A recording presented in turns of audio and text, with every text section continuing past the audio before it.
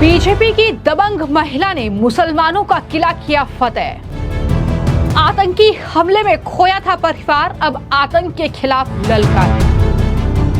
जान से मारने की धमकियों के बाद भी पीछे नहीं हटी शगुन परिहार। मेरी पहली कोशिश यही रहेगी कि यहाँ पे रहने वाले हर बच्चे के सिर पे पिता का साया रहे, हर घर में खुशहाली रहे, अमन रहे, शांति रहे, चैन रहे। जम्मू कश्मीर विधानसभा चुनाव के नतीजे भले ही सरकार उसमें एनसीपी की बन गई हो, लेकिन जिस तरीके से बीजेपी की एकमात्र महिला उम्मीदवार शगुन परिहार ने जीत दर्ज की है, वो अपने आप में सुर्खियां बन गई है। दरअसल जम्मू कश्मीर की हॉट सीट किश्तवाड़ से बीजेपी की महिला प्रत्याशी शगुन परिहार ने जीत दर्ज की है। चुनाव आयोग के मुताबिक परिहार ने नेशनल कॉन्फ्रेंस के सज्जाद अहमद किचलू को 521 वोट से हराकर ये दिलचस्प मुकाबला अपने नाम कर लिया। जीत के बाद शगुन परिहार ने मीडिया से बातचीत की। उन्होंने अपने पिता और चाचा को खोने के बाद जो दरअसल जीत दर्ज की है, लेकिन इस बात पर उन्होंने जोर दिया कि ये जनादेश उनके परिवार के लिए नहीं बल्कि क्षेत्र के सभी बलिदानियों के लिए है। सबसे पहले सुनिए जीत के बाद शगुन परिहार ने क्या कुछ कहा। सबसे पहले मैं यही करूंगी कि यहाँ पे जो हमारे सिक्योरिटी इश्यूज की वजह से हमने अपने बहुत सारे जवानों को खोया है। मैंने अपने पिता को खोया, किसी ने अपने बेटे को खोया, किसी ने भाई को खोया। बहुत से घरों को ये सिक्योरिटी इश्यू की वजह से वीरान कर दिया गया है। मेरी पहली कोशिश यही रहेगी कि यहाँ पे रहने वाले हर बच्चे के सिर पे पिता का साया रहे, हर घर में खुशहाली रहे, अमन रहे, शांति रहे, चैन रहे। तो जाहिर तौर पर शगुन परिहार के लिए ये जीत काफी ज्यादा महत्वपूर्ण है, क्योंकि कुछ वक्त पहले तक वो चुनाव लड़ने का फैसला उन्होंने नहीं किया था। वो जम्मू कश्मीर लोक सेवा आयोग की तैयारियों में जुटी थी, लेकिन जिस तरीके से उन्होंने किश्तवाड़ से बीजेपी के टिकट पर ये चुनाव लड़ा और नेशनल कॉन्फ्रेंस के सज्जाद अहमद को हराया, जाहिर तौर पर ये अपने आप में जीत अहम है। और क्योंकि बीजेपी को अपना उम्मीदवार दरअसल कहीं न कहीं शगुन परिहार के तौर पर वहां पर मिला, तो ऐसे में धार्मिक आधार पर बड़ी बढ़त हासिल करने की रणनीति जो है वो बनाई गई थी, जिसमें बीजेपी को सफलता मिली। किश्तवाड़ जो विधानसभा सीट है वहां पर बड़ी संख्या में मुस्लिम आबादी है, तो ऐसे में बीजेपी के एक ऐसे चेहरे पर दांव लगाया गया था जो दोनों ही वर्गों को साथ सके। शगुन परिवार का जो अतीत है वो आतंकी घटनाओं से प्रभावित रहा है, क्योंकि उनके पिता और उनके चाचा की जो है हत्या आतंकवादियों ने की थी, जिसके बाद जो है शगुन परिहार काफी ज्यादा सुर्खियों में उनका नाम रहा। और उनके चाचा अनिल परिहार बीजेपी के वरिष्ठ नेता और सचिव थे।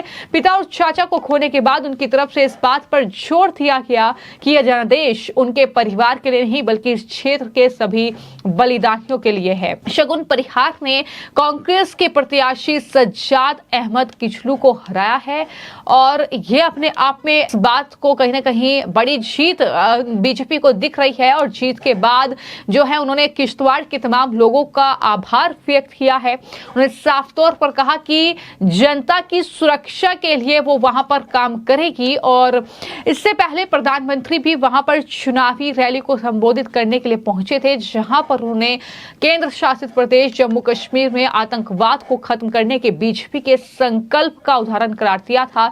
इसके साथ ही कहा था कि डोडा से उम्मीदवार शगुन परिहार के पिता और चाचा की आतंकवादियों ने हत्या कर दी। वो सिर्फ हमारी उम्मीदवार नहीं है बल्कि आतंकवाद को खत्म करने के लिए बीजेपी का संकल्प का जीवंत उदाहरण है, ये पीएम मोदी ने कहा था। और बीजेपी ने जिस तरीके से ये जीत दर्ज की है, कई सीटों पर जम्मू कश्मीर की 29 सीटें अपने नाम की है और कांग्रेस पार्टी महज 6 सीटों पर सिमट गई है।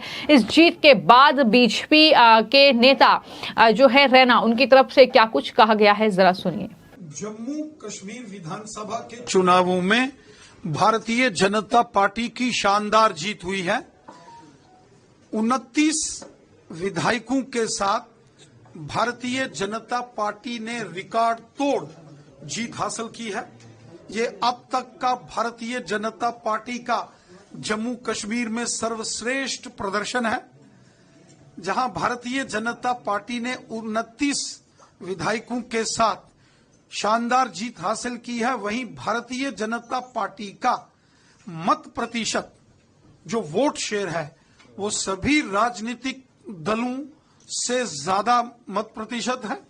वोट शेयर के हिसाब से भारतीय जनता पार्टी जम्मू कश्मीर में सबसे बड़ी राजनीतिक पार्टी बनकर उभर कर सामने आई है।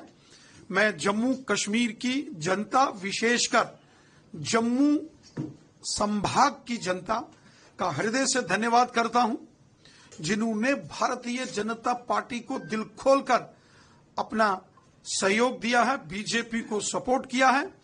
जम्मू, सांबा, कठुआ, उधमपुर, रियासी, डोडा, किश्तवाड़ के अंदर भारतीय जनता पार्टी की शानदार जीत हुई है और रामबन हो या रजौरी, पुंछ में भी भारतीय जनता पार्टी ने शानदार प्रदर्शन किया है। वहां भी भारतीय जनता पार्टी को बहुत अच्छा समर्थन जनता ने दिया है।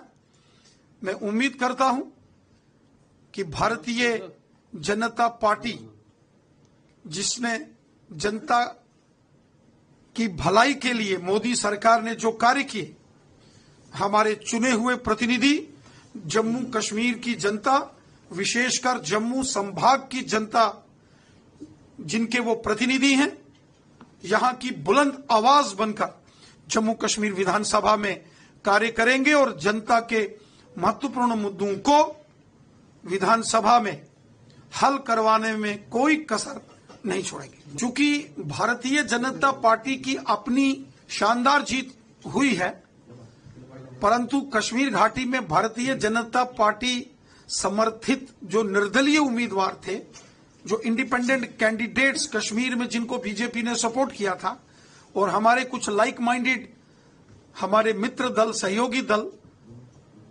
वो कोई बहुत अच्छा प्रदर्शन कश्मीर में नहीं कर पाए, जिसके चलते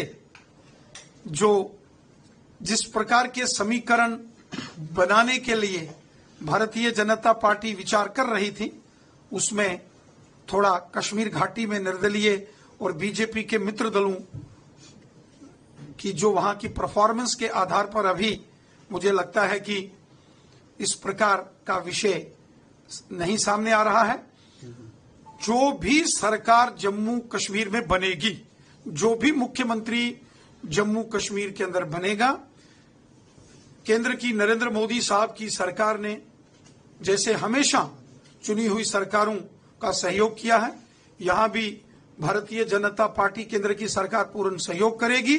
और मैं उम्मीद करता हूं कि जम्मू कश्मीर में बनने वाली नई सरकार और नए मुख्यमंत्री जम्मू कश्मीर में अमन, शांति, खुशहाली और भाईचारे को मजबूत करने के लिए काम करेंगे और जम्मू कश्मीर में डेवलपमेंट को लेकर, लोगों की समस्याओं के समाधान को लेकर काम करेंगे और जम्मू कश्मीर में अलगाववाद और आतंकवाद पर कड़ा प्रहार करेंगे। भारतीय जनता पार्टी जनता की बुलंद आवाज बनकर जम्मू कश्मीर विधानसभा में कार्य करेगी।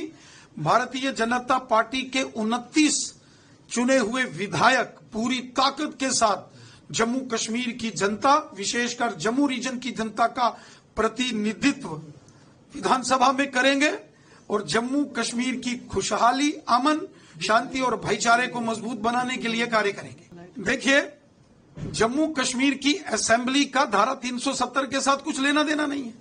वो तो देश का कानून था, देश के पार्लियामेंट ने उस पर डिबेट की, वो तो देश के संविधान का हिस्सा था और देश में के पार्लियामेंट ने उस पर बहस करके डिबेट हुई और उसको अमेंड करके उसमें जो भी संशोधन करने थे वो कर दिए गए।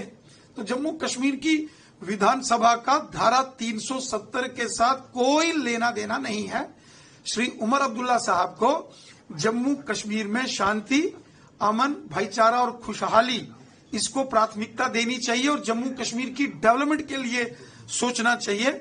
बड़ी मुश्किल से जम्मू कश्मीर में मोदी साहब और अमित शाह साहब के प्रयासों से यहां अमन और शांति बहाल हुई है। तो कुल मिलाकर शगुन परिहार की तारीफ हो रही है। एक तो मुस्लिम आबादी वाला इलाका जहां पर उन्होंने जीत दर्ज की है, दूसरा जिस तरीके से उसके परिवार को टारगेट आतंकवादियों ने किया, जिस तरीके से उनके पिता, उनके चाचा की गोली मारकर आतंकवादियों ने हत्या की। और शगुन परिहार वो भी तब जब वो दरअसल परीक्षा की तैयारी कर रही थी, चुनावी मैदान में उतरती हैं और वहां की जो भी जनता है उन्होंने शगुन पर भरोसा दिखाया है। तो जाहिर तौर पर शगुन ने भी बदले में ये कहा है कि उन जिन लोगों की सुरक्षा की जिम्मेदारी अब मेरे हाथों में है, उन लोगों की सुरक्षा बहुत जरूरी है। ये तमाम बातें उनकी तरफ से कहते हुए किश्तवाड़ की जनता को ये भरोसा उन्होंने दिलाया है। फिलहाल आपकी इस खबर को लेकर क्या राय है, हमें कमेंट बॉक्स में जरूर लिखें। धन्यवाद।